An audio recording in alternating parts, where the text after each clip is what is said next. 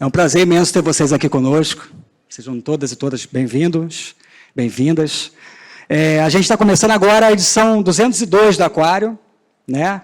O Aquário é esse espaço de debate, de tendências, de inovação, da educação, mas também do mundo empresarial, né? Junto com os nossos parceiros do IEL, do Senai e do SESI. E também, agora é a terceira edição voltada para a educação. Ano passado nós tivemos 2 edições, e agora é a terceira, então é um prazer imenso estar com vocês aqui. Eu sou Giovanni Baroni, sou analista de inovação educacional aqui da casa.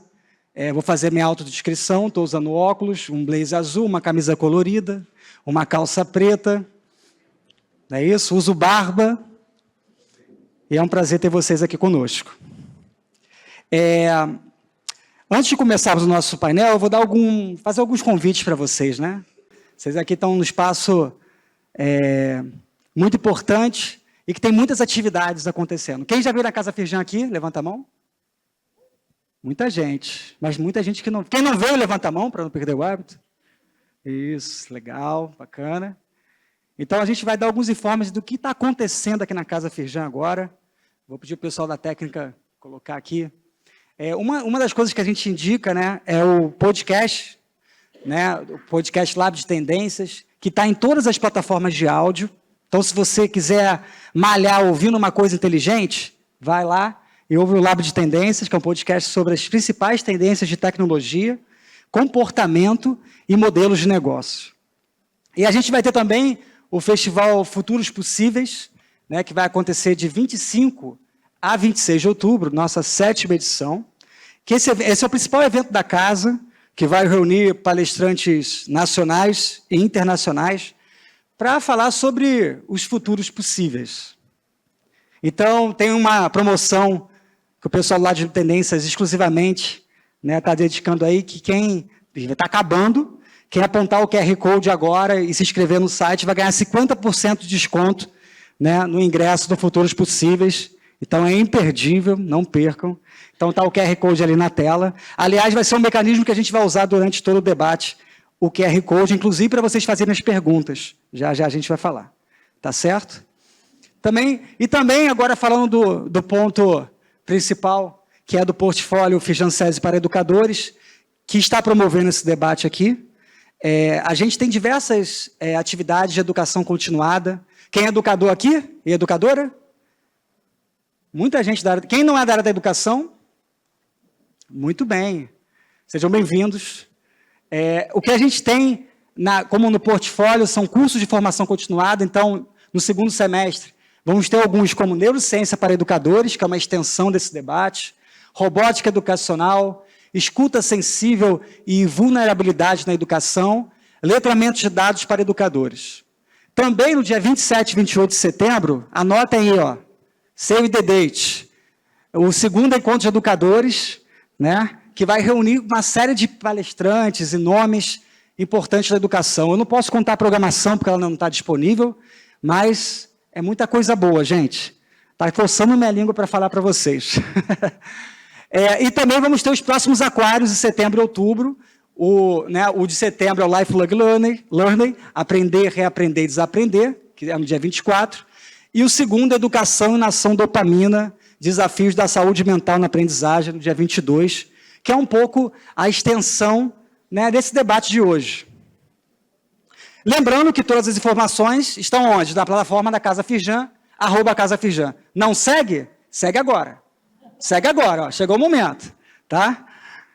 E também o aquário de hoje vai estar disponível na plataforma do YouTube da Casa Firjan. Então, quem quiser depois ouvir o que a gente falou aqui lá com mais cuidado, vai estar disponível, tá certo? E aí a gente vai ter um momento de perguntas, volta por favor a isso.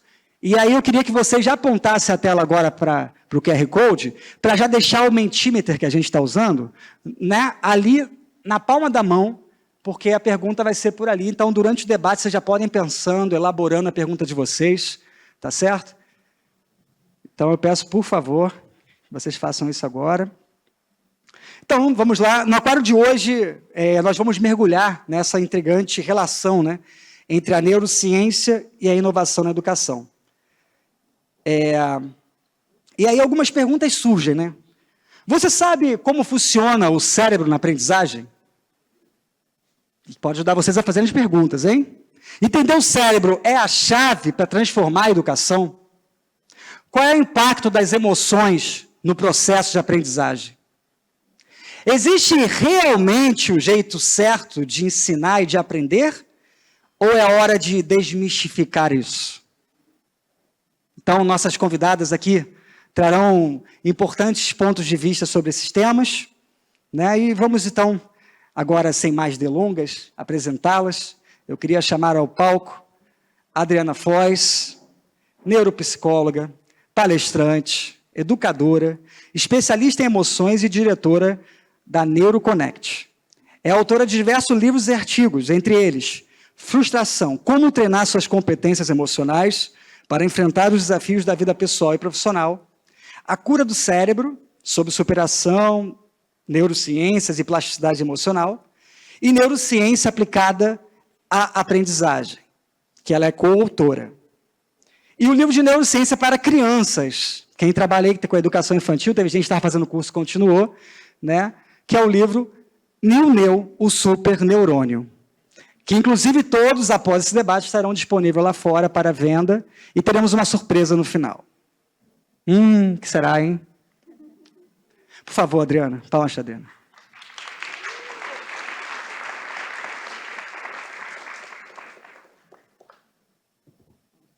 À vontade, imagina.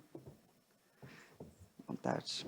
Eu também gostaria de chamar a Camila Mamed, que é professora há mais de 15 anos, neurocientista, empreendedora, especializada em desenvolver soft skills na educação, atua na empresa Tangibiliza, uma consultoria de educação, uma consultoria e escola, de habilidades humanas, que utiliza a neurociência como ferramenta para potencializar o desempenho e resultados profissionais, onde promove práticas educacionais inovadoras. Então, Camila também assume o palco.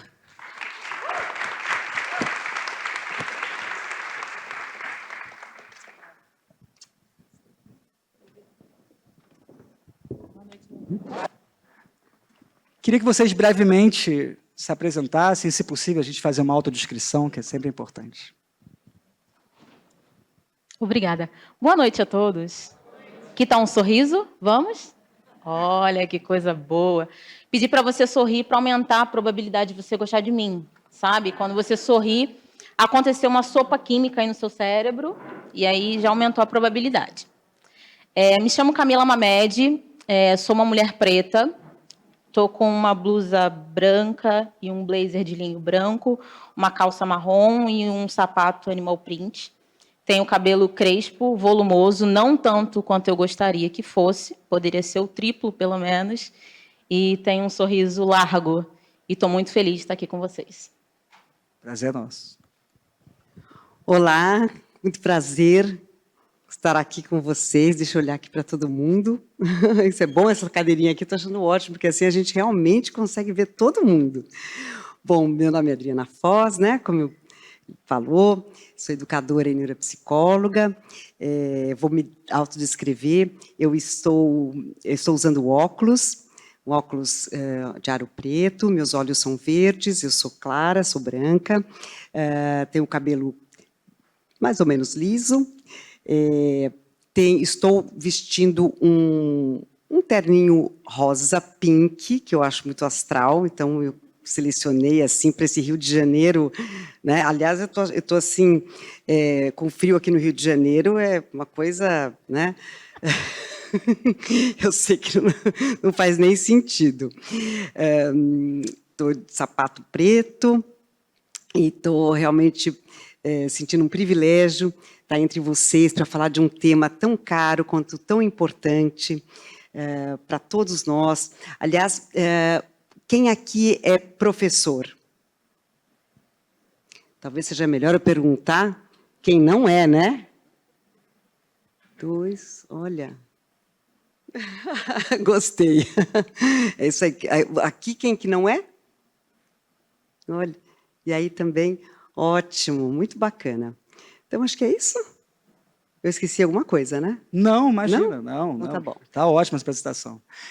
Para aquecer o debate, a gente preparou 2 vídeos, né, para todo mundo já se sentir provocado. E em seguida a gente volta com o debate. Pode ser?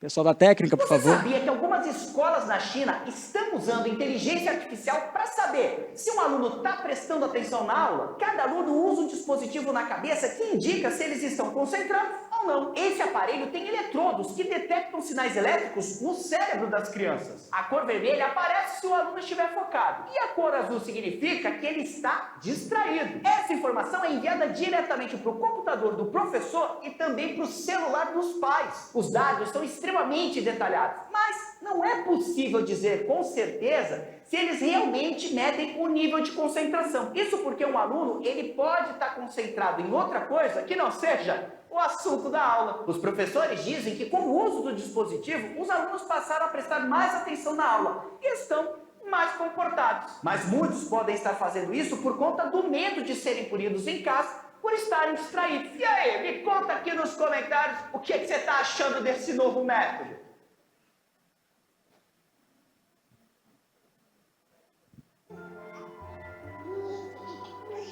Foi incrível. Só a Riley e eu pra sempre.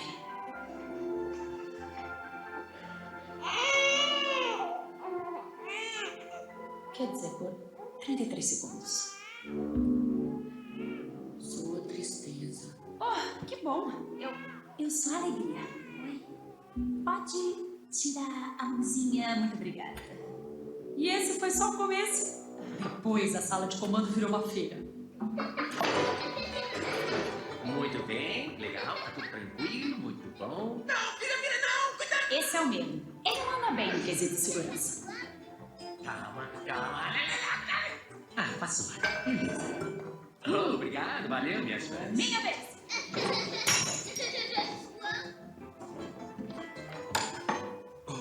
Abre a boca. Isso é novo. É perigoso, o que é isso? Muita calma nessa hora. Esse cheiro não tá bom, pessoal. Para tudo. O que é isso? Essa é a nojinha. Ela basicamente evita que a Riley se envenene, física e socialmente. Eu, hein? Não é colorido, parece uma árvore. Peraí, gente. É brócolis. Eu salvei nossas vidas. De nada. Riley, se não jantar, vai ficar sem sobremesa. Eu ouvi ele dizer sem sobremesa. Esse é o Raiva. Ele se preocupa muito com possíveis injustiças. Vai entrar nesse jogo sujo, meu irmão? Sem sobremesa? Tá. A gente aceita. Depois que você encara nessa. Riley, olha o aviãozinho. O avião. O aviãozinho vai pousar. Ai, amigo.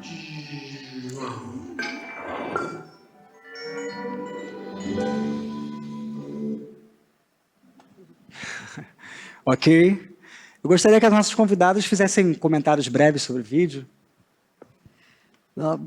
Olha, eu acho que eu vou começar com Divertidamente, que é um filme, né, já de renome, acho que a maioria, que, aliás, quem de vocês não assistiu?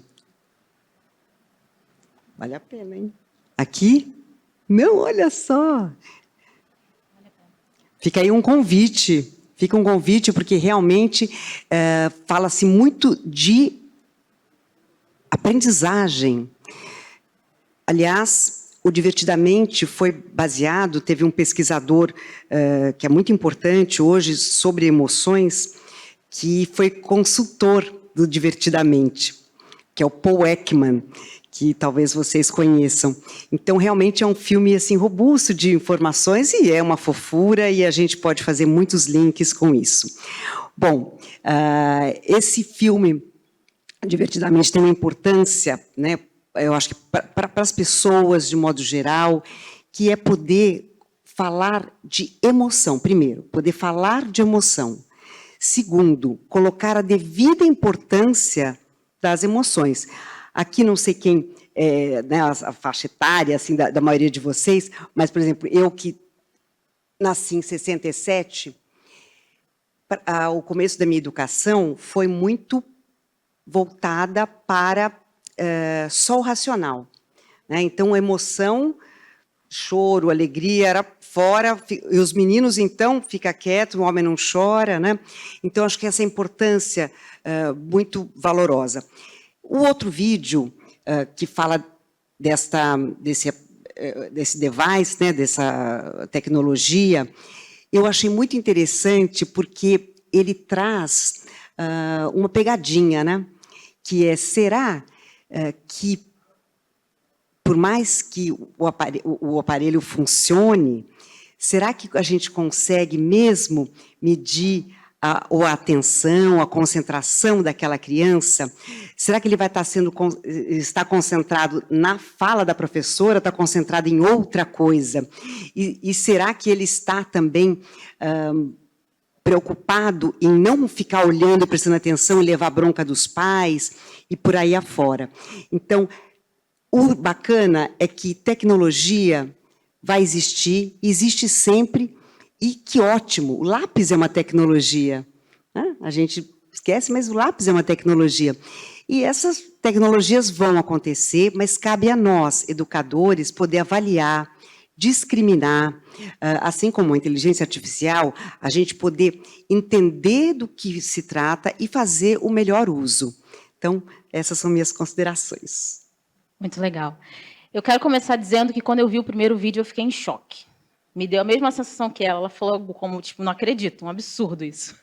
Foi a mesma sensação que eu tive, porque, apesar de ser um ponto de partida legal para a gente começar a pensar nisso, a gente precisa considerar que a aprendizagem não é só um processo cognitivo, nós aprendemos comportamentos. Com isso, eu estou dizendo que, quando esse aluno acende a luzinha identificando que ele não está prestando atenção e tem a probabilidade desse professor, pai ou qualquer adulto ter um comportamento punitivo com relação àquilo, esse cérebro vai encontrar uma maneira de simular que está prestando atenção, mesmo que esse foco atencional não esteja no conteúdo da aula, e sim em outra coisa. Então, é muito fácil, vai se transformar no que a gente chama numa trilha neuronal. Os engramas, que é um conjunto de células, um conjunto de neurônios, vão se conectar, e aquilo vai virar um circuito preferencial, ou seja, um comportamento. Quem aqui já ouviu aquela frase do "eu nasci assim"? Eu cresci assim, a síndrome da Gabriela? Todo mundo, Gabriela. O que é isso? É algo que você aprendeu e, frente a um contexto, você viu que aquele comportamento funcionou. E esse comportamento vai ser repetido. A gente fala que o comportamento pode ser adaptativo ou desadaptativo. Adaptativo é, se ele é bom para o contexto, eu vou continuar fazendo. Isso vira um reforço positivo. A memória, isso vai para o hipocampo. Esses neurônios migram para o hipocampo dizendo, guarda essa memória, porque é assim que vale a pena se comportar. Então, o ponto que ela trouxe é essencial, que é, esse aluno, de fato, está prestando atenção em quê? Que está esse foco atencional. E ele vai encontrar uma forma de convencer de que é sim na aula. E como que a gente vai fazer uma ressonância magnética funcional do objeto dessa atenção? Aí a gente está falando de uma coisa muito complexa e que a gente não tem uma resposta a princípio. E com relação ao Divertidamente, eu sou apaixonada, né? Eu até falei um pouco com eles sobre isso. Esse primeiro filme ele é super legal, ele demonstra, ele coloca a gente em contato com a emocionalidade. Eu costumo dizer que não existe nenhum processo de aprendizagem, qualquer processo decisório que seja isento de emoção. Porque a gente projeta as nossas ações, escolhe as nossas ações à luz das nossas próprias experiências. Eu costumo dizer que nós somos um conjunto de memórias respondendo ao presente. Vou repetir para você digerir. Um conjunto de memórias respondendo ao presente. Ou seja, em cada situação, a gente se apropria dessas memórias e escolhe a partir dos reforços ou a partir das cobranças que a gente teve. Então, falar sobre emocionalidade é falar sobre o que nos move. Não tem essa questão do hemisfério direito e esquerdo, racional e emocional.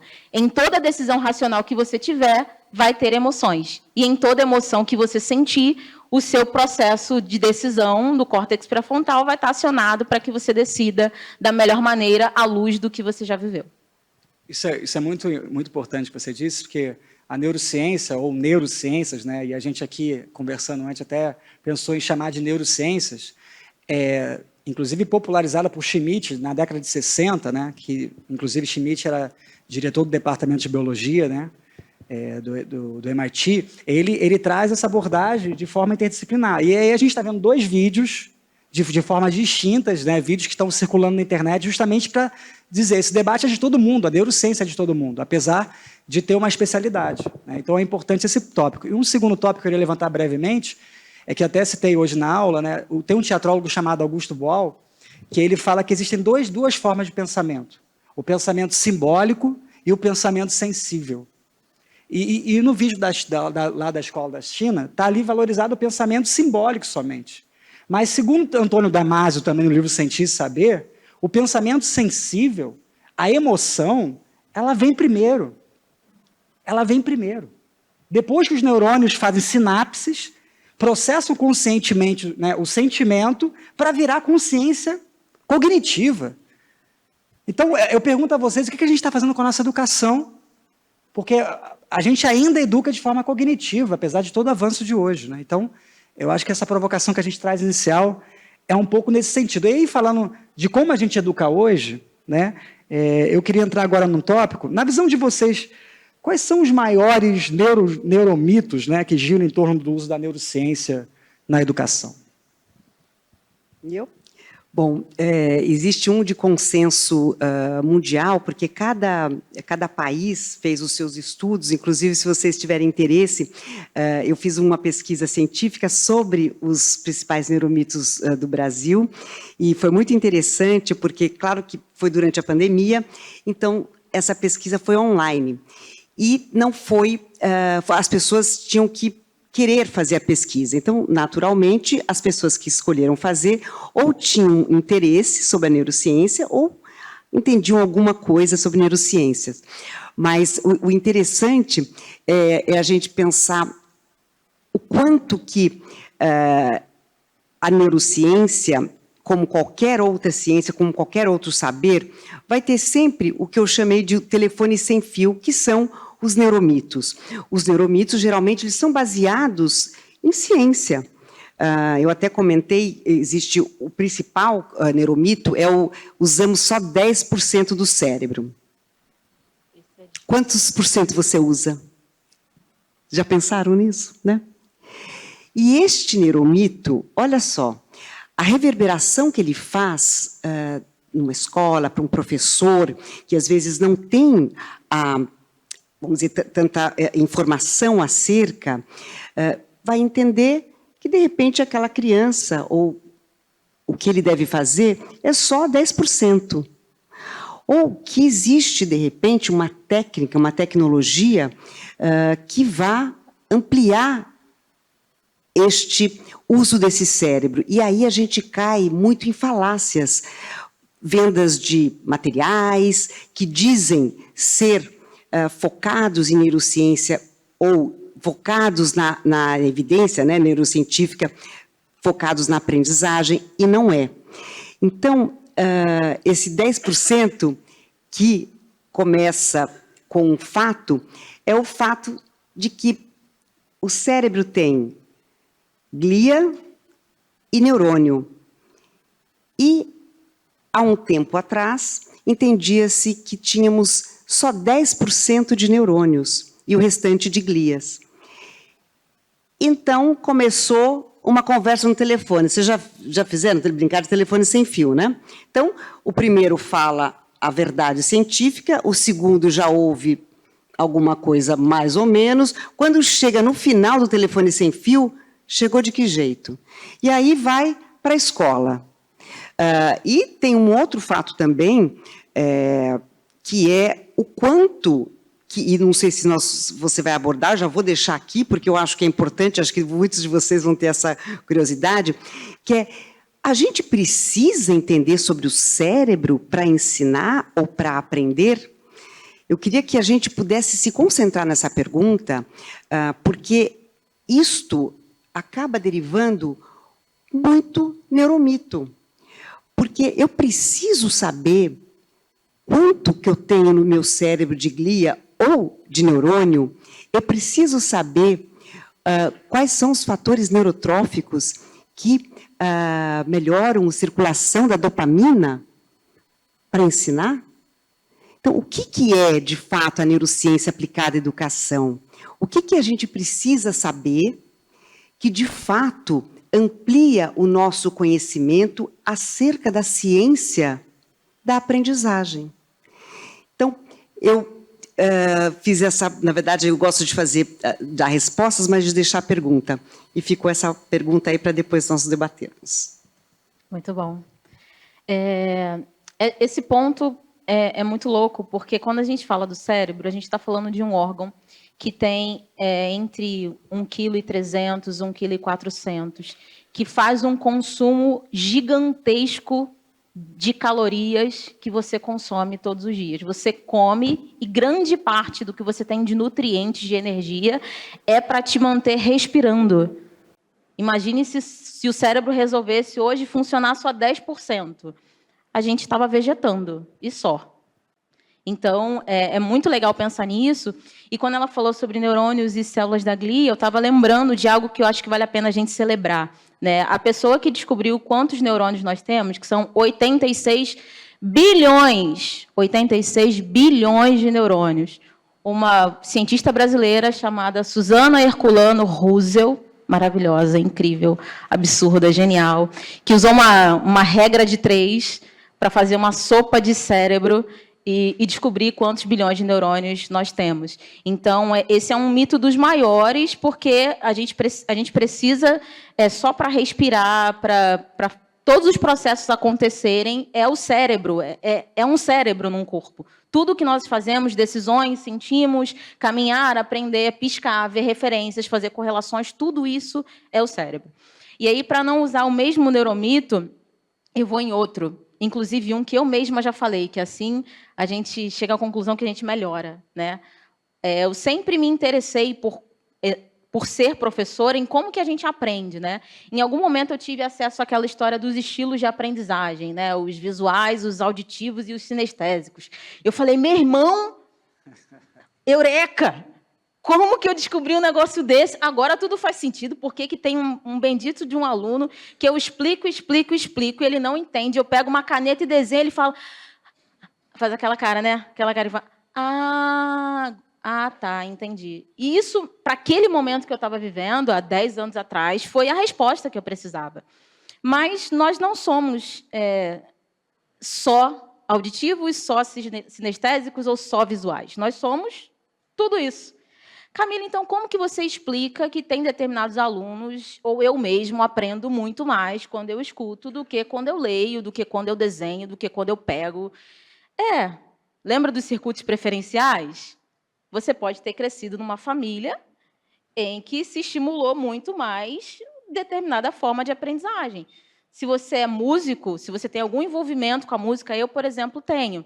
Então, eu aprendo muito ouvindo. Mas é porque o ouvir é parte da minha maneira de enxergar o mundo. A lente que eu uso para ler o mundo, né? Eu falei antes sobre como a gente processa aprendizagem e memória. A gente tem uma percepção, que é uma percepção ambiental do mundo que nos cerca, por meio dos sentidos. Isso vai entrar no nosso sistema. Entrou no sistema, a gente vai se conectar ou não emocionalmente com aquilo. E se conectando, a gente guarda. Não conectando, dá aquela sensação de eu tinha entendido tudo na aula, mas chegou no dia da prova, não lembro. Isso acontece comigo, com você, com os nossos alunos. Que teve conexão, mas não teve evocação da memória. Né? E é por isso que você, professor, falou para o seu aluno, tem que estudar em casa, filho de Deus. Você tem que revisar esse negócio. E a gente nem sempre falou explicando para ele que se você não fizer a evocação dessa memória, se você não pegar para revisar, você passou... Eu quero que vocês imaginem um mato todo verde, alto. Quando você passar na primeira vez, o que vai acontecer? Vai ser um mato pisado, mas o mato vai estar lá. Quando você passar várias vezes, virou uma trilha, porque você passou por aquele caminho várias vezes.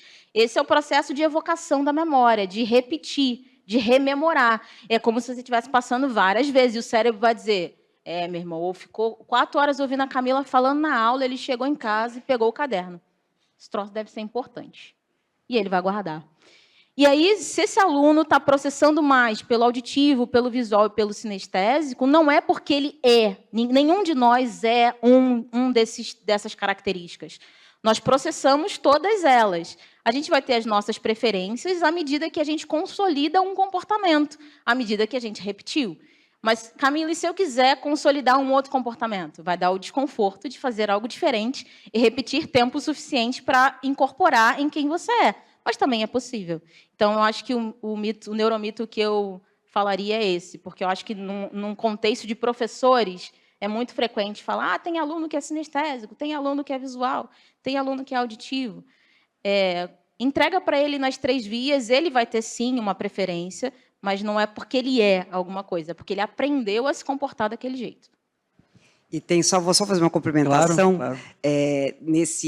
Nesse neuromito, ou nessa situação, vamos dizer, que você trouxe de sala de aula, que muitos de vocês são professores, vocês, né, estão se deparando muito com alunos que, de repente, não aprendem, ou que a gente acha que nós estamos ensinando de uma maneira incipiente, mas a gente, às vezes, não lembra, e como teve uma pergunta anterior sobre as emoções, não é? E a gente estava aqui falando o quanto que as emoções são importantes, inclusive a primeira tomada de decisão no cérebro que tem é uma tomada de decisão emocional, né? Então, a gente poder ter esse entendimento, olha só, porque eu estava falando uma coisa e olha só como é que é os nossos caminhos neurais, né? Que eu ia fazer um complemento, lembrei. Com relação ao estresse, muitos alunos estão sob o impacto do estresse. Existe o estresse natural, existe um estresse que é um estresse intermediário, né? O natural é aquele, de repente, do dia a dia, que o nosso corpo está se autorregulando e tudo mais. Aquele estresse intermediário é quando, de repente, você leva um susto, ou, de repente, a professora fala, olha, agora vai ser prova, né, dá aquele piso na barriga. Mas existe o estresse nocivo, que é aquele que a gente mantém a intensidade e o tempo. E esse estresse, ele é suficiente para impedir que todos esses caminhos neurais, naturais, né, porque o ser humano é um ser humano que está ávido por aprender. Nós temos uma máquina, né, que é esse sistema neural, que até bem colocado também pela Camila, o cérebro é o órgão da aprendizagem, então tudo acontece ali. Mas se a gente não cuidar desta máquina, se a gente não cuidar do que a gente come, de como a gente dorme, de quem que está perto, das atividades que fazemos, não tem técnica, não tem professor que dê conta. Então, achei importante a gente falar desses canais de aprendizagem, mas, por outro lado, do quanto situações estressoras que começam com o estresse emocional e chegam até a ser físico. Quem aqui conhece alguém que já teve um burnout? Quem aqui conhece um aluno, uma criança, um jovem que desenvolveu uma doença autoimune? Tudo isso é resultado de estresse. E dá para aprender sobre o estresse? Com o estresse, né? Então, achei importante a gente fazer esse link aí com esses canais. E tinha a ver, inclusive, com a pergunta seguinte, né? Que o Paulo Freire diz que ensinar não é transferir conhecimento, né? Mas criar possibilidades para a sua própria produção e construção, né? Mas Paulo Freire também diz que ensinar exige ética e boniteza. Nesse sentido, Paulo Freire não despreza, em nenhum momento, o papel da emoção, né? Então, como a gente pode criar, e aí eu acho que você já falou um pouquinho, né, ambientes educativos que levem em consideração essa construção do conhecimento do aluno, né, que não é transferir conhecimentos somente cognitivos, né, e que leve em consideração principalmente a emoção, onde leva o estresse, né? Porque é isso, a emoção, já dizia também Antônio Damasio, né, quando eu tenho uma emoção, eu não consigo fazer sinapse, porque eu não tenho ali a capinha do neurônio, né? para fazer, né? A capinha do neurônio não dá filtro, não filtra. E aí não tem sinapse. Se não tem sinapse, não tem conhecimento. Então, se o aluno está estressado, não tem conhecimento. Né? E aí, eu, na minha prática de educador, a vida toda, procurei criar ambientes que não fossem estressantes. Mas eu queria ouvir de vocês que senha vocês dariam, talvez, para os educadores e educadoras que estão aqui, de ambientes educativos saudáveis para criar esse ambiente emocional saudável. Como a Adriana fez a intervenção, eu queria começar com a Camila. Você veio para fazer pergunta difícil hoje, hein, Giovanni?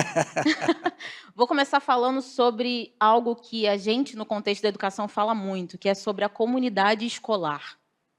Tá? A gente precisa considerar que não dá para pensar em processo de aprendizagem considerando que esse processo começou dentro da sala de aula. Esse processo começou na casa dessa família. Aí deu-se a desgraça, né? E aí você, enquanto profissional da educação, já falou, ferrou, porque essa família eu não sei qual é, essa família é muito louca, essa família está sob o efeito do estresse agudo, do estresse crônico, essa família está permitindo que esse aluno fique vendo um vídeo do TikTok de 15 segundos, 30 segundos, e tendo acesso à dopamina barata. Vocês já devem ter ouvido falar no livro, né, que é Nação Dopamina, vale muito a pena ler, que ele vai falar exatamente sobre como o cérebro processa esse processo de motivação, de busca por alguma coisa, de busca por recompensa. E a gente está falando do sistema de recompensa cerebral. Né, que vai ser tema do Aquário de outubro, esse. Anota, inclusive. Gente, salva aí para vocês não perderem esse Aquário, porque vai ser complementar. Então, quando a gente fala de ter um ambiente propício, e ambiente é uma palavra que aparece muito no contexto das neurociências. O ambiente é o modulador do comportamento do indivíduo, porque nós somos sensíveis à validação do nosso comportamento. Então, quando a gente pensa num ambiente propício, esse ambiente começou na sala desse aluno, na casa desse aluno. Depois, esse ambiente veio para o contexto estrutural e estruturante dessa escola, passando por... eu estava falando com Suzana antes. Suzana maravilhosa, tá? Eu amo você. Estava falando com Suzana antes. Suzana é uma profissional maravilhosa de diversidade e inclusão, que se esse aluno está em um ambiente que não é diverso, que fala do cabelo dele, da pele dele, da escolha sexual dele, da deficiência dele, esse ambiente é hostil. Então, falando aí nesse recorte, né, eu falei na minha descrição, eu sou uma mulher preta. E eu cresci ouvindo que eu já ganhei o prêmio da mais feia da sala algumas vezes. E você já viu que não era sobre beleza, era sobre racismo. Então, esse ambiente escolar, se ele for hostil, ele vai se transformar em estresse para esse aluno. E se transformando em estresse, esse aluno não vai aprender. Então, se esse professor é tendencioso, se esse professor é racista, machista, homofóbico, se essa escola não prepara esse... Ou vamos para o outro lado, que aqui é o nosso lugar de fala. Se esse professor está estressado... Eu ouvi dos meus professores, estudei em escola pública a vida inteira, e o professor, lá para as tantas, hoje eu entendo o que estava acontecendo ali, lá para as tantas ele dizia, se vocês não quiserem aprender, o problema é de vocês. O meu salário cai todo mês na conta. Que é esse ambiente que está fazendo com que seja um ambiente hostil e já se transformou numa barreira para que esse aluno aprenda. Então, a gente está falando, Giovanni, de algo que é muitíssimo complexo, porque a gente está falando de uma conjuntura social. Se fosse eu na minha sala com os meus alunos, estava lindo. Mas esse aluno tem a atenção de um peixe. Tem uma pesquisa muito legal. Depois vocês podem até mandar mensagem no LinkedIn que eu compartilho com vocês. Mas é uma pesquisa falando que a gente tem o tempo de atenção de um peixe. E a gente vai ter cada vez menos. Então, esse aluno, ele tem dificuldade de engajar. E aí, falando enquanto professora na minha prática docente, porque ainda sou, eu faço o máximo para que esse aluno goste de mim. Pode ser que ele não goste, mas eu faço o máximo para que ele goste. Porque eu sei que, se ele gostar, a probabilidade dele aprender é muito grande. Olhar no olho, né? Olhar no olho. Ele tem que dizer, eu senti falta de você. Eu dei aula no Senai por 5 anos e os meus alunos chegavam com uma tangerina. Eu falava, cara, se esse garoto entrou no hortifruti e lembrou que eu gostava de tangerina, é porque ele gosta de mim. Se ele gosta de mim, ele vai aprender. Sabe? Eu quase fiz graduação em geografia por causa da minha professora de geografia, que se chama Dirce, que era o ícone da beleza, da perfeição e do que eu queria ser enquanto mulher. Então, quando eu vi, eu falei, é isso que eu quero ser. Depois eu mudei de curso, mas foi por pouco, sabe? Então, falar sobre esse ambiente é falar sobre todas essas interfaces que são emocionais, como a Adriana falou. O que tem de mais emocional do que um aluno que gosta de estar na escola, que gosta de estar na faculdade, que gosta do professor que orienta, que ensina, que provoca, que pergunta, que saiu desse lugar do suprassumo da autoridade e diz, eu não sei, mas vamos aqui abrir o ChatGPT, eu e você, eu vou te ensinar a fazer um prompt babado que a gente vai chegar numa resposta. Maravilha, Camila. Não, eu aqui estou pensando também nos ambientes agora aqui chamados enriquecidos, né? Que, na verdade, o contraponto dos ambientes enriquecidos é o indivíduo que está em privação social. Né? Se a gente pensar em 2 polos assim, o ambiente enriquecido, com vários estímulos, que tem também um exagero, de um lado, e o detrimento desses estímulos acontece quando a gente está em isolamento social. E esses 2 extremos são ruins. Né? O cérebro, de muitos anos, quando a gente fala do cérebro, a gente está falando de um órgão que está há muitos milhares de anos com estas características que aqui temos. E hoje, principalmente com a tecnologia, com tudo que nós estamos vivendo nessa área, onde dá até medo de ser substituído, aqui nunca ninguém pensou que, meu Deus do céu, o ChatGPT está fazendo textos, né, que às vezes a gente fala, meu Deus, está fazendo melhor que eu, como é que fica isso? Mas o bacana é que não vai. Primeiro, nós alimentamos o ChatGPT com as nossas informações, então isso é um problema. Se a gente não alimenta com boas informações, o ChatGPT ou qualquer outra técnica não vai ter a mesma eficiência. Mas, sobretudo, a gente ter o discernimento, ter a profundidade, né, o pensamento profundo, que é um outro tema aí para a gente ter mais para frente, mas eu não vou fugir do nosso script, é muito importante. Então, eu queria deixar, nesse momento, essa outra pergunta também. O quão enriquecido precisa ser um ambiente para ele ser promotor de aprendizado? Será que, por exemplo, isso que a Camila colocou, esse acolhimento que a Camila trouxe nas salas de aula, esse afeto que ela demonstra, essa vontade de que o outro receba a informação dela, será que isso já não é aquele link que a gente precisa, aquela conexão que a gente precisa? Porque vocês pararam já para pensar que sem conexão não existe nada. O mesmo computador, se ele está fora da tomada, se ele está sem carga, ele é só quase que uma máquina velha. Então, o link, a conexão é que faz a diferença. E a qualidade dessa conexão é que faz ainda mais diferença. Tanto que, claro que a gente, numa proporção, não estou querendo fazer jus dessa questão de diferença social, mas quantas pessoas que a gente já não ouviu falar, porque despontaram, vieram de comunidades paupérrimas e, de repente, brincando ali com latinha, com tampinha, com a criatividade, com a vontade, com, de repente, a mãe que estava lá e dizendo, olha, eu vou aqui trabalhar para você e frequentar a escola, porque isso é importante, e, de repente, hoje, tá, como o Edu Lira, não sei se vocês conhecem o Edu Lira, e tantos outros. E, aliás, já que você falou da Suzana Culano Rosel, eu não posso deixar de falar do Roberto Lente, também carioca, também aqui do Rio de Janeiro, que é um grande neurocientista, e que, no laboratório dele, tem muitos desses casos de pessoas que não foram bem providas de maneira socioeconômica e que hoje estão se despontando. Então, a gente precisa de oportunidade, precisamos acreditar e precisamos ter qualidade desses vínculos. Perfeito. Posso complementar? Pode.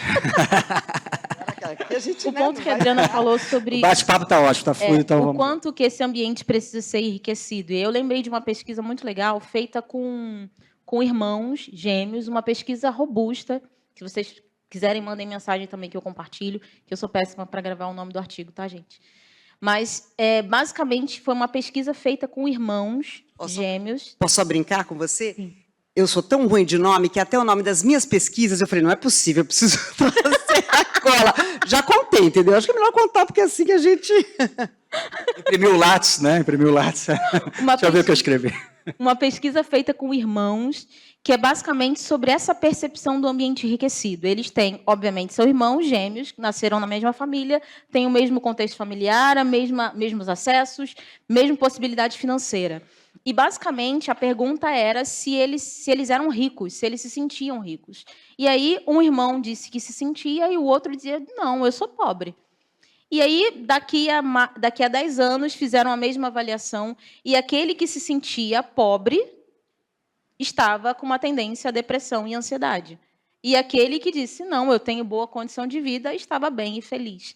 Então, a gente tem aí esse fator que é social. Tem criança agora brincando com um carrinho de tampinha. E esse é um ambiente hostil para esse processo de aprendizagem. Mas tem o outro polo, que a Adriana falou, até que ponto precisa ser enriquecido? Que tem criança hoje num ambiente muito enriquecido, que não tem percepção de que é, e ele vai achar que é insuficiente. E esses alunos que eu falei, que são... muitos deles deprimidos e ansiosos, são exatamente esses alunos que cresceram e que estão em ambientes enriquecidos, mas que não enxergam como tal. E aí ele fica na corrida dos ratos, né? Ele está achando que ainda falta. E aí, só para concluir, tem lá no meu LinkedIn uma postagem exatamente falando sobre ambientes enriquecidos, em que eu cito uma pesquisa também feita, né, de como isso afeta de fato, o nosso comportamento, a nossa aprendizagem, o nosso resultado. É, de fato, o nosso resultado. Perfeito. O ponto que eu acho, gente, a gente tem que observar aqui, quando a Camila fala da questão social, é fundamental, porque para que aprender neurociência? É para a gente ter um jeito certo de ensinar? Né? Ou eu vou aprender neurociência, vou entender neurociência porque eu tenho que educar em contextos sociais distintos. Eu acho que esse é um ponto importante da gente refletir. Né? E se a gente está dizendo que a emoção é o principal dispositivo de acesso à mente, a gente pode dizer que a escola pode ser democrática. Se a gente, quanto educador, a gente despertar emoções, mas se a gente chegar, até por situações várias, porque o professor sobrevive, né? Ele sobrevive a uma metodologia nova, ele sobrevive a um momento, né, uma neurociência chegando na escola, ele sobrevive. Aí ele fala aquela frase, meu salário vai cair na conta, como a Camila disse. É verdade, o salário vai cair na conta, mas qual é a função do professor?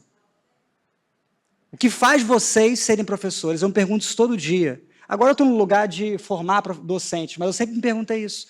E eu só conseguia sair da cama quando eu me respondi a essa questão. Porque a circunstância social, Camila, ela é dura. Ela não é simples. Então, acho que a gente precisa se apaixonar, se emocionar um pouco mais pelo fazer, educar e ensinar. Né? Eu acho que é um ponto fundamental. Eu queria falar um pouquinho, Adriana, da plasticidade neural, né? Como a plasticidade neural entra nesse processo do ensinar e do aprender. Queria que você explicasse um pouco, até para o docente entender, né, que sim, é possível qualquer pessoa, até no seu caso pessoal, né, você falou que teve, inclusive, um AVC, e você mesmo viveu isso no seu corpo. Sim, é verdade. Bom, plasticidade cerebral, ou neuroplasticidade, é a capacidade que o cérebro tem de se modificar, de se adaptar, de se reorganizar.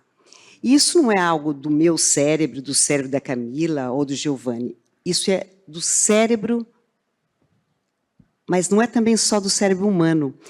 Tem vários animais, várias classes de animais que também são plásticos, que também têm um cérebro ou uma característica de maleabilidade, ou seja, por isso, ou seja, o quanto que é inerente do processo de aprendizado do ser humano essa habilidade, essa competência que é nos flexibilizarmos. Então, eu gosto muito de entender como que o cérebro funciona para a gente poder ver que precisamos prover para ensinar, para estarmos juntos aos alunos num ambiente de qualidade de aprendizagem, porque não é só, como a gente aqui estava comentando, quer dizer, a gente tem um aspecto emocional, a gente tem um aspecto do vínculo, e a gente tem o aspecto do próprio cérebro. Eu disse que todo cérebro tem essa capacidade. Agora, nós vamos ter essa capacidade mais otimizada se nós tivermos as condições para funcionarmos bem. Eu, como Giovanni aqui comentou, eu acho que o exemplo mais verdadeiro que eu posso passar para vocês é o meu exemplo. Eu, com 32 anos, tive um AVC, um acidente vascular cerebral, que não é um mote, não vou contar aqui, contei no livro. Eu fiquei com metade do corpo paralisada, que chama-se hemiparesia, fiquei sem fala, eu que sempre fui uma tagarela, você imagina, perdi a capacidade de falar, perdi a memória, só fui lembrar do meu marido, que não era esse que ganha os louros, mas era o primeiro marido, depois de muito tempo. Então, aí vocês podem dizer, nossa, o que aconteceu, né? Uma mágica? Porque o meu neurocientista, o meu neurologista, ele me chamava de milagrosa. Mas eu falava assim, ó, você sabe, eu e você sabemos que milagre não tem aqui, né? Que aqui é. Então, o quê? Primeira coisa, reserva cerebral. Reserva cognitiva. São duas coisas diferentes, mas que fazem parte do quê? Do que eu vim geneticamente, do que eu vivi no ambiente e das minhas características pessoais, que são individuais.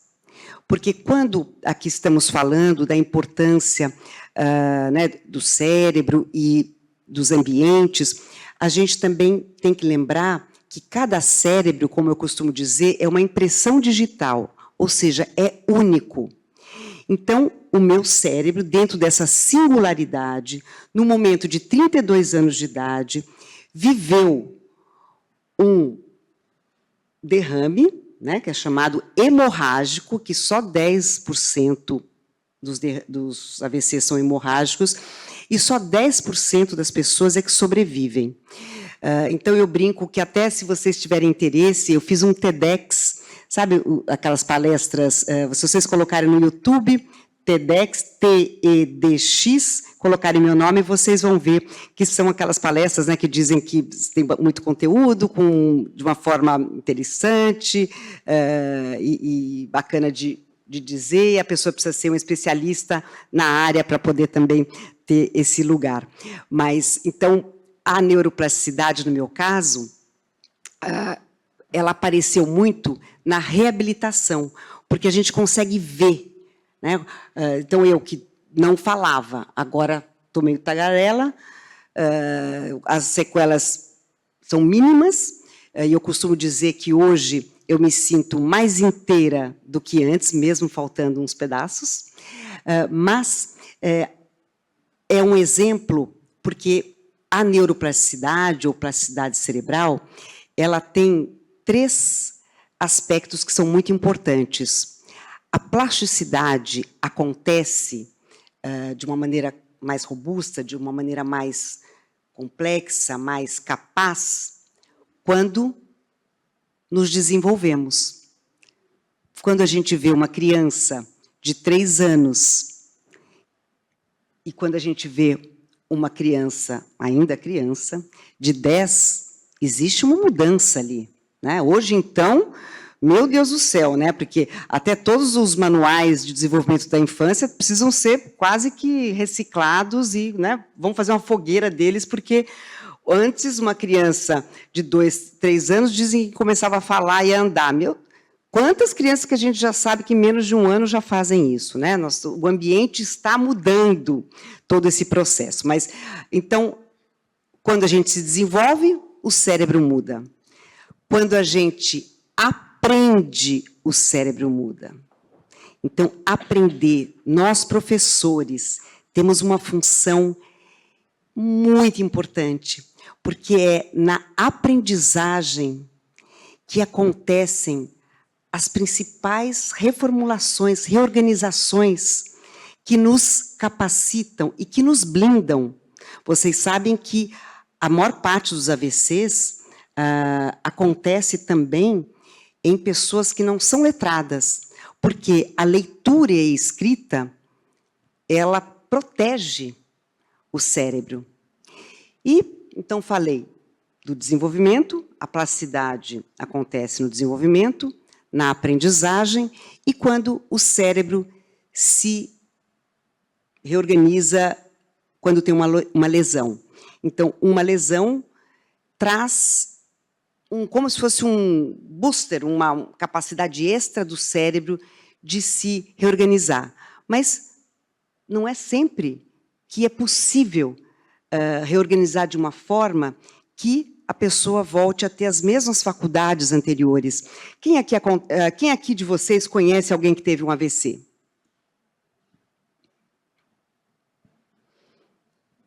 Diz que a cada 4 pessoas, daqui a um tempo, uma terá um AVC. Olha que coisa forte, né? O AVC acontece por diversas razões, não é aqui a minha função, mas a neuroplasticidade, então, que cabe a nós aqui, é entendermos o quanto que nós podemos otimizar, podemos ajudar com o ambiente que criamos dentro de uma classe, de uma escola, dentro da nossa casa, o tipo de oferta que fazemos, o afeto que damos, tudo isso cria mais conexões, mais possibilidades, olha que bonito, arborização.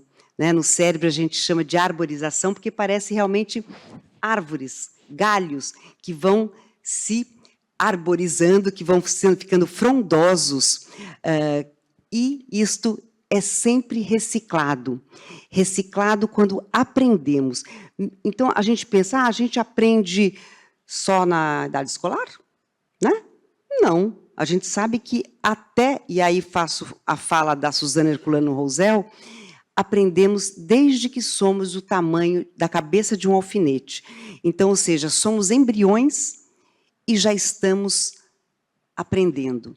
Então, por isso que eu tinha que estar nessa área da aprendizagem e, naturalmente, eu entendo que o fato de eu ser educadora de formação também me ajudou muito na minha reabilitação, porque eu fiz caminhos muito criativos. Vou só contar um aqui para vocês, que eu tinha aquele andar ceifante das pessoas que andam e têm um AVC, que é aquele andar mais endurecido. E sabem o que eu fui fazer? Que é bem típico aqui também do Rio de Janeiro. Eu fui aprender a sambar, porque eu saquei que se eu soltasse o meu quadril, porque aquele movimento é um movimento preso, eu falei, se eu solto o quadril, eu vou ter mais amplitude. Então, na época, né, os fisioterapeutas não tinham essa criatividade, então foi assim que eu fui fazendo a minha reabilitação. Mas como que nós podemos usar essa criatividade dentro da sala de aula? Como que podemos usar essa capacidade de trazer novas formas de ensinar e de aprender, porque é um novo, gente, é um novo que protege o cérebro. É aprender coisas novas que nos protege. Então, nós estamos numa área maravilhosa, que é a área que... Você trouxe no final essa Samba com coisa aprendizado. da não separação do corpo, né, e mente, né? Quer dizer, tem uma questão aqui, né, na mente e tal, mas vamos lá, o corpo tem que estar em atividade, né? E aí o samba traz isso, né? Quantas vezes a gente separa o corpo da educação, né? É um ponto que eu sempre toco e acho importante sinalizar. Da gente não separar o corpo da educação, é necessário a gente fazer os estudantes também se movimentarem, né? A neurociência explicou muito isso. E nesse sentido, Camila, assim, a gente daqui a pouco, a gente está com as perguntas de vocês aqui, eu já vou abrir para elas, tá? Eu vou fazer as perguntas selecionadas. Camila, eu queria que você falasse um pouquinho, que você tem muito esse trabalho, né? Com soft skills, né, com as habilidades, as chamadas habilidades na educação, e com a inteligência emocional, né? E como, então, isso se conecta no seu trabalho com o conhecimento na neurociência? Eu queria que você desse também um depoimento, né? Ela deu o depoimento da questão do AVC, mas do aprendizado, né, da plasticidade neural. Eu queria que você falasse um pouquinho também dessa questão. Sim, eu me aproximei da neurociência, e eu vou até fazer uma correção aqui, gente, eu não posso levar crédito uma coisa que ainda não sou. Logo no início falou, Camila, neurocientista, ainda não sou. Está quase lá. Eu sou uma divulgadora científica ainda. Isso aí. Esse ano não, né? Daqui a 2 dias eu estou indo para Lisboa para fazer um mestrado em neurociências e comportamento, e espero estar no laboratório há algum tempo. E aí sim poderei reivindicar o título de neurocientista. Eu até brinquei com a Adriana no dia que a gente conversou, né? Eu falei, eu acho que eu nem vou usar, porque é um negócio muito complexo e muito pesado para dizer... Neurocientista, fala, calma, neurocientista ainda não, respira. Então, eu me aproximei muito da neurociência por causa do meu desejo de entender as pessoas, sabe? Eu sou uma pessoa ambivertida, né? Antes eu dizia que eu era introvertida, mas tem os introvertidos, os extrovertidos e os ambivertidos, a galera aqui do meio do caminho, que é o meu bonde. O meu bonde, o que ele faz? Se eu estivesse aqui na plateia, provavelmente eu estaria ali do meio para trás, sabe? Ali, sentada ali, ok, observando. Então, eu vou estar à frente quando eu precisar estar à frente. Fora disso, eu vou estar ali, observando tudo. E esse meu desejo de entender como as pessoas funcionam, como os meus alunos funcionavam, como eu funcionava, né? Por que tem coisas que eu gosto, tem coisas que eu não gosto, por que tem coisas com as quais eu me engajo e outras não fazem o menor sentido. E aí eu fui pesquisando coisas, e a neurociência é uma ciência muito nova. E por isso que gera muitos mitos, né? Porque a gente está no boom de todo mundo, caramba, que legal, o cérebro, a gente pode estudar, a gente estudava o coração há tanto tempo, há tantos séculos, e estuda o cérebro há pouquíssimo tempo. Então, a gente está falando da década de 70, aí, o primeiro Instituto do Cérebro nos Estados Unidos. Então, a gente está falando de uma coisa que é muito nova. Mas esse meu desejo veio desse lugar. E eu gosto até mais ao invés de falar soft skills, eu gosto mais de falar de habilidades humanas, né? Porque é sobre essa nossa capacidade de transitar, de olhar nos olhos, de fazer interpretações. A Adriana brincou um pouco o ChatGPT está escrevendo textos até melhores do que eu. Eu tenho essa sensação às vezes, Adriana. E aí depois eu dou um passo atrás e falo, mas ele não tem a capacidade de combinar as coisas do jeito que eu faço. E aí eu vou citar o Murilo Gun, quando fala que gosta muito de usar o termo combinatividade ao invés de criatividade. Que a criatividade traz o peso de ter que fazer algo novo. A combinatividade é abrir a nossa caixa de ferramentas. Lembra das memórias que a gente tem? Que a gente chama de repertório. Em soft skills, a gente fala repertório comportamental, repertório comunicacional. O que é isso? É o que a gente já viveu. A gente abre essa caixa de ferramentas e a gente escolhe o que vai fazer, escolhe como vai se portar, escolhe o que quer aprender, o que nos identifica e o que não. Então, a minha relação com a busca pela neurociência vem desse lugar de... Caramba, mas tal fulano aqui... Eu comecei assim, as minhas amigas falando, Camila, eu tenho o dedo podre. Vocês já falaram isso, né? Tem gente se entregando. Não tem a ver exatamente com educação, mas tem a ver com aprendizagem. que é, quando você vai olhar o comportamento dessa mulher que disse que tem dedo podre, você vai ver que ela escolheu alguém igual a todas as outras pessoas que ela escolheu antes. Ou seja, ela está numa repetição de comportamento. E eu até anotei aqui para lembrar, né, porque a Adriana falou subjetivamente do papel do educador na neuroplasticidade desse cérebro, que é, dependendo de como você trata esse aluno, você está indiretamente moldando a neuroplasticidade desse cérebro. Olha o nível do que a gente está falando. É o mesmo papel do terapeuta, do psicólogo. O que o seu psicólogo faz com você é te ensinar uma nova maneira de se comportar. Como? Via neuroplasticidade também, que é você aprende, esse comportamento é que faz sentido. Esse outro já não faz. E quando a gente fala do ambiente corporativo, eu transito muito nesse lugar de empresas que falam, Camila, eu tenho um líder aqui, ele é impecável no hard, mas ele não sabe dar um feedback. Ele pipoca na hora de apresentar algo para alta liderança. Ele não consegue resolver conflitos, ele tem dificuldade de comunicar e resolver problemas complexos.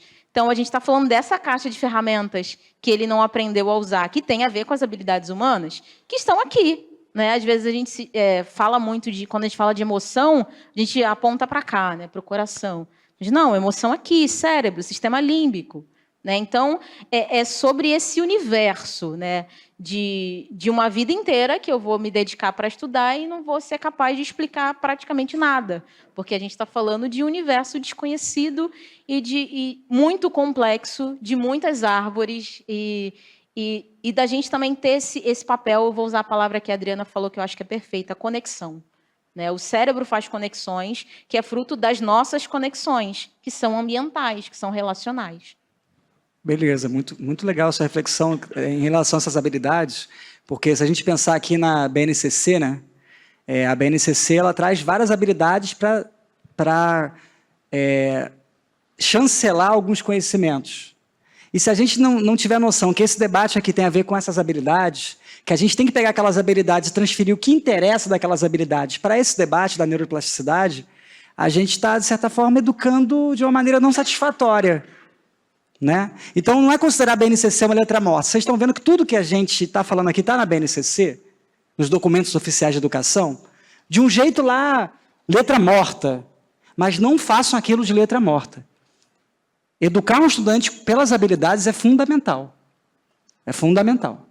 Então, acho que esse debate também conecta com esse ponto aí, bem delicado da educação, porque tem professores que amam BNCC, tem professores que eu odeio, mas eu acho que esse não é o sentimento. É igual o ChatGPT, pega a BNCC e usa, né, da melhor forma possível.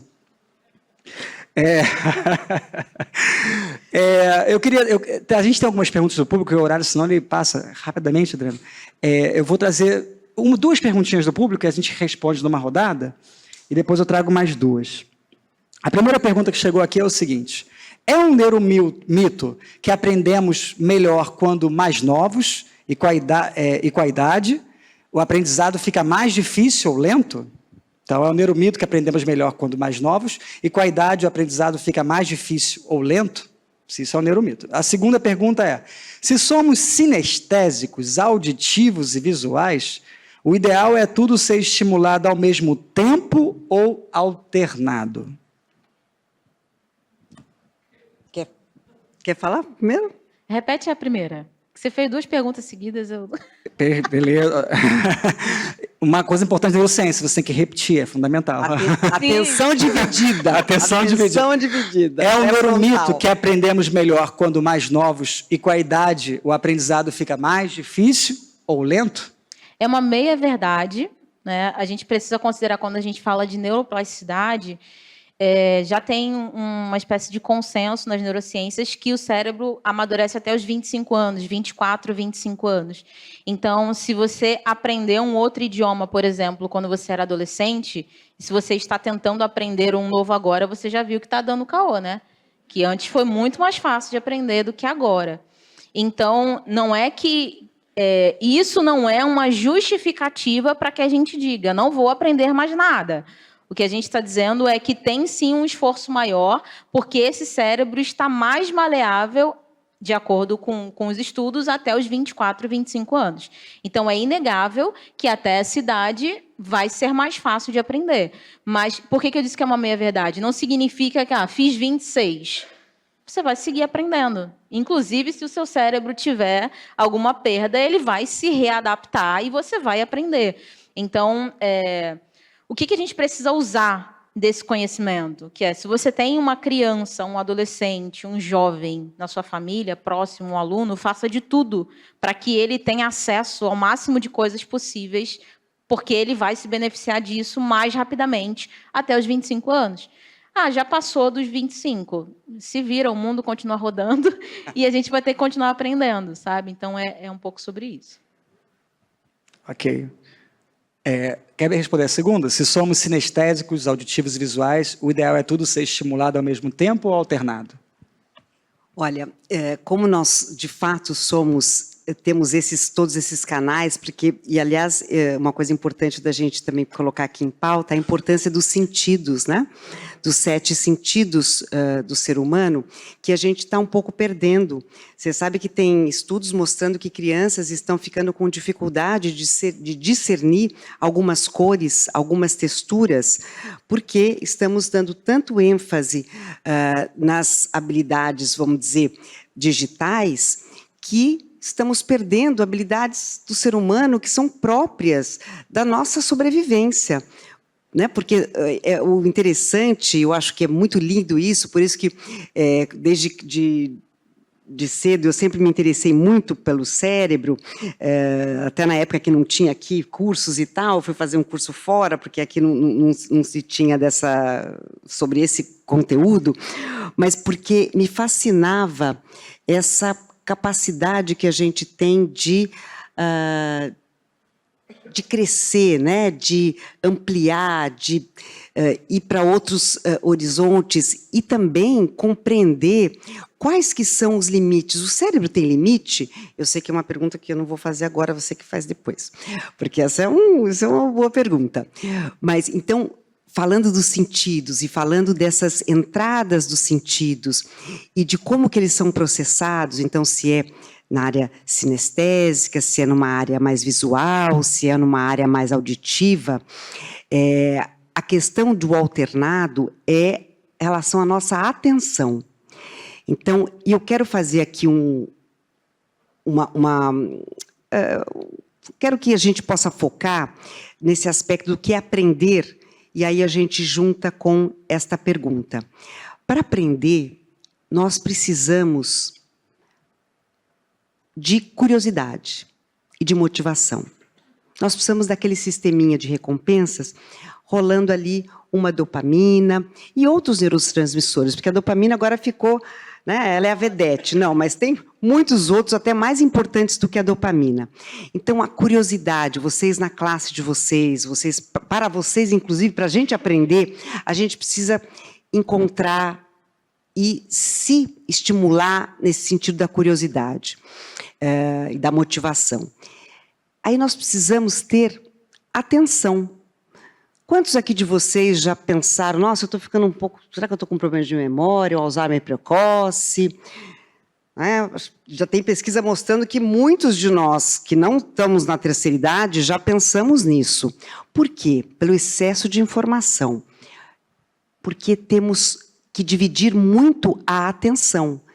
A atenção vem antes da memória. Então, eu preciso ter atenção focada. Depois da atenção focada, essa informação fica na minha memória de trabalho, aquela memória RAM, né? Que enquanto eu estou pensando, eu estou falando, eu estou usando. Depois da memória de trabalho, vai para a memória de curto prazo, para ir para a memória de longo prazo, e com muitas ações neurais no meio.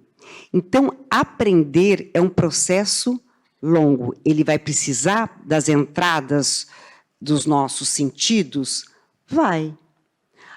Mas é só da audição?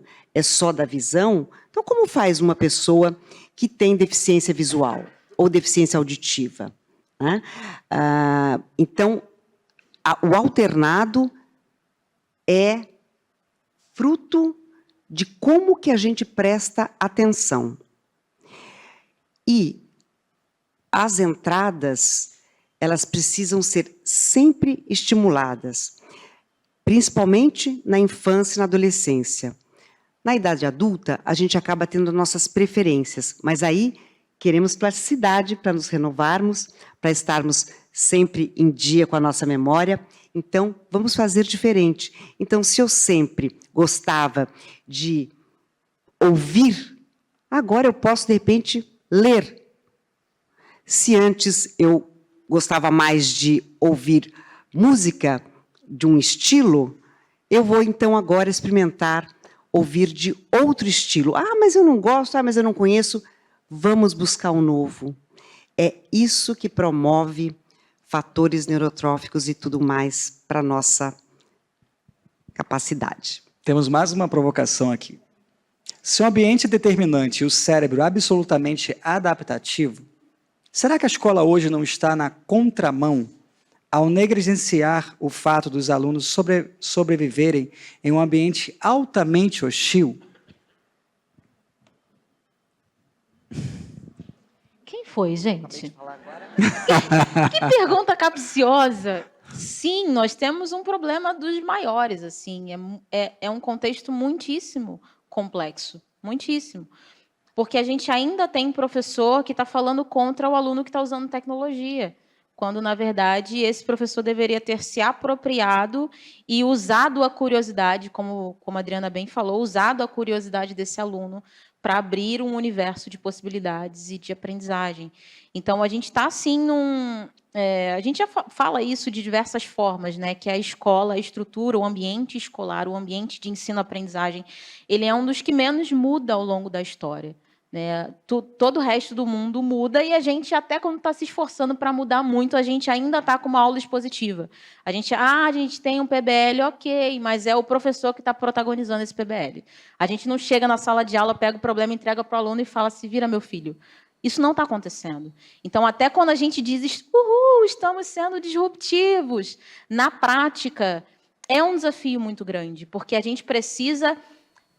Aí vai nesse ponto da complexidade que ele trouxe. A gente quer entregar, a gente quer que um aluno se desenvolva se apropriando da sua autonomia, mas esse aluno não sabe ser autônomo. E aí eu vou lembrar de quando eu entrei na sala de aula, 17 anos atrás, era estagiária, e na primeira reunião pedagógica, a diretora, a pedagoga, a professora falaram, nós estamos aqui para desenvolver seres humanos pensantes, alunos com autonomia, e o meu aluno chega lá na pós-graduação, ele é mais ou menos pensante, mas ele ainda não tem autonomia. Porque se eu reprová-lo, ele vai dizer, Camila, você me reprovou, eu vou dizer, filho, você se reprovou. O que você aprendeu não foi suficiente para dar conta das demandas que o mundo tem para que você resolva.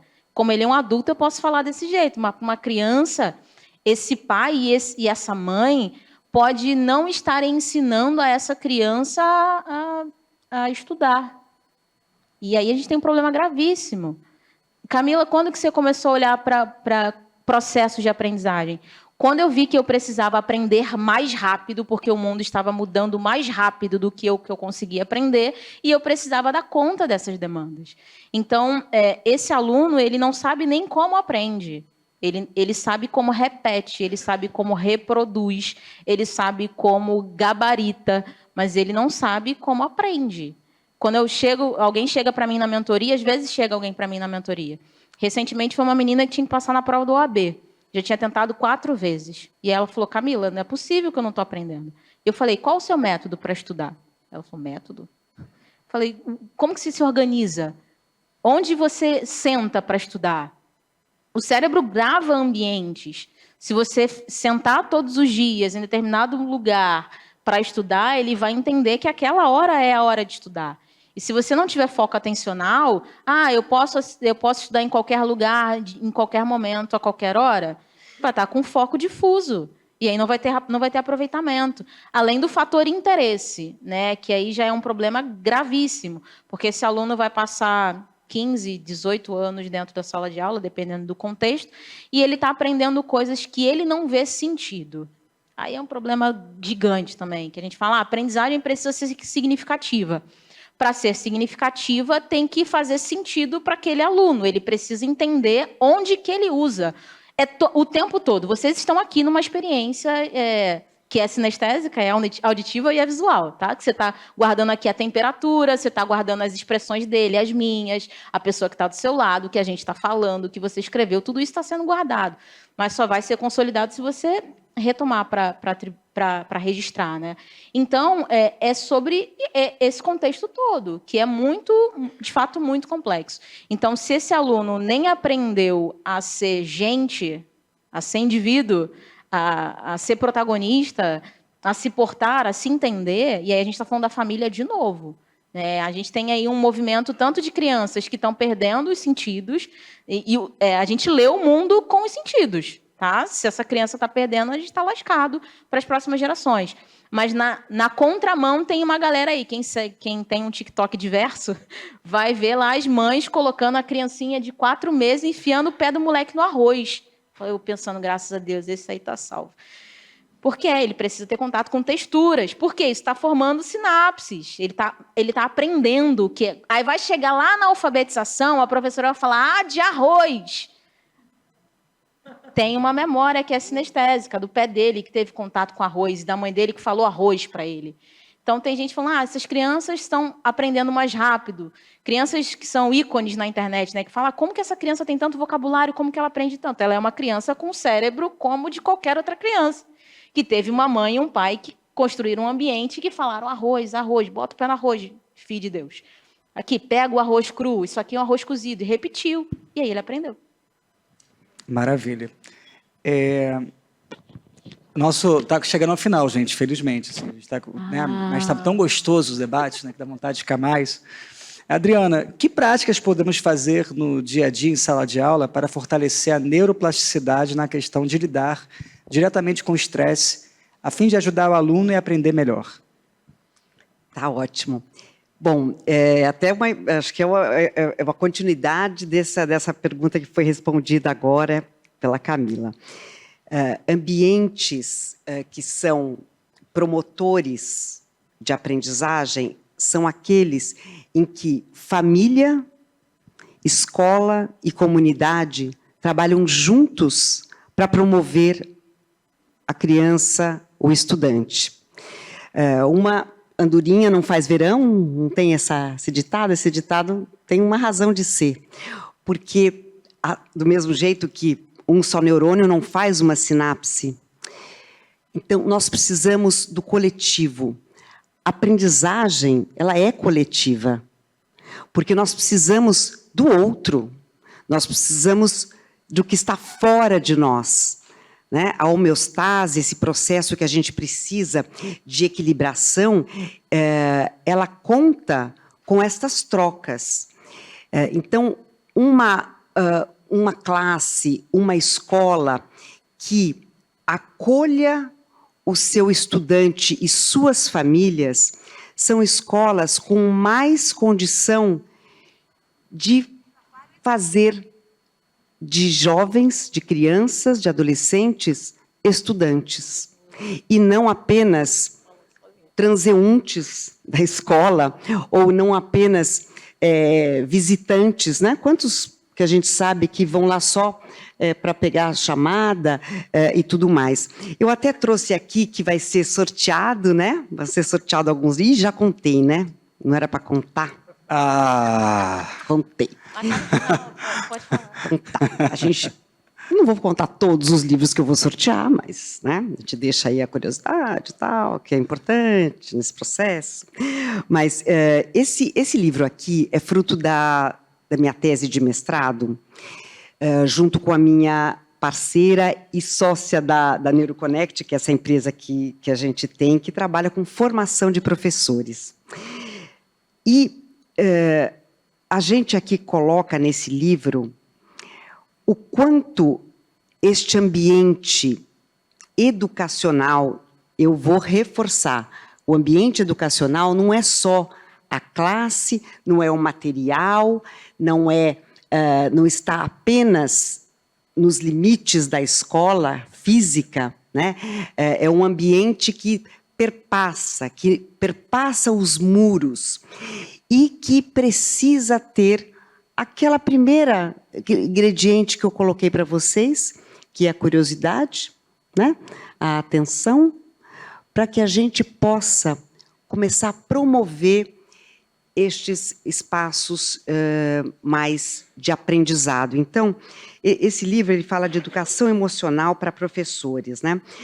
E aqui eu coloco o quanto que focar também no professor significa estar focando na educação do Brasil.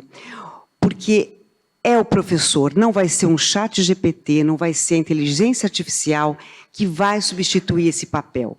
Esse papel vai mudar? Vai, como muda tudo. Né? Antes a gente andava de carroça, né? Depois a gente dirige, né? Vai de carro, vai. Mas o papel deste mediador do conhecimento, deste que vai fazer essa translação, ele é fundamental, continua fundamental. Então, poder encontrar as ferramentas e, principalmente, podemos ter acesso a uma formação também integral desse professor. Gente, isso eu não vejo outra, assim, não vejo. Para mim, a saída está no investimento do professor, do docente. Então, e esse livro é um fruto deste viver, deste saber, deste que até é o tema lá do livro do Damásio, né? Desse sentir, né? Sentir e saber, aliás, uma boa indicação. Isso. Leiam esse livro do Damásio, que é maravilhoso. Que é o livro mais recente dele. Então, e que depois eu sorteio este livro. Adriana, aqui. eu queria aproveitar e fazer uma provocação para vocês duas, um bate-bola para a gente encerrar esse painel de hoje. Se o neurocientista tivesse que construir uma escola, qual o primeiro aspecto dessa escola ele falaria? Mas é rápido. Se o neurocientista tivesse que construir uma escola, qual seria o aspecto mais importante dessa escola? O neurocientista é aquele que fica lá fazendo pesquisa, que fica... porque hoje a gente está falando também da translação da neurociência, que já é, por exemplo, o Roberto Lente, aquele cara que saiu do laboratório e foi, né, e busca aí entrar na sala de aula. Olha, acho que é uma escola mais que não ia integrar algo que eu acho que é fundamental, porque quando a gente pensa de aprendizagem, a gente está falando aqui em evidências da ciência, né, baseadas na ciência, para podermos trabalhar, a gente esquece, e no meu entendimento, né, que a gente precisa dessa ciência para nos balizarmos na nossa prática como docência, mas nós precisamos também da sapiência. A sapiência é a nossa vivência. Tem coisas que eu não vou encontrar no livro, que eu não vou encontrar no Google, sob algum laboratório de neurociência internacional, ou mesmo aqui no Brasil. Mas eu sei que aquilo dá certo. Eu vivo, eu estou ali na minha relação com o meu aluno ou com os meus alunos, e eu sei que isso dá certo. Isso eu chamo de sapiência. Isso é experiência. E a experiência, ela vale muito, porque a ciência, ela é como tal até se provar o contrário. Quantas coisas que a gente já aprendeu e depois a gente viu que não era nada daquilo. Mas a experiência fica para sempre, que é isso que nós estamos vivendo aqui. Espero que essa nossa experiência aqui hoje possa reverberar em vocês por muito tempo, dentro daquilo que vocês se interessam. A mesma provocação, Camila. Se o neurocientista tivesse construído uma escola, qual seria o aspecto mais importante na sua avaliação? Sim. Eu vou concordar com a Adriana que eu acho que o neurocientista não seria a melhor pessoa para construir uma escola.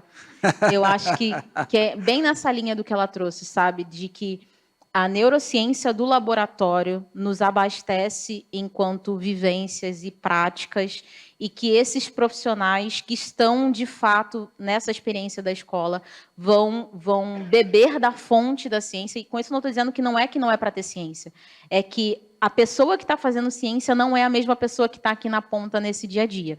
Mas, colocando essa premissa, eu vou falar uma coisa que é pouco óbvia.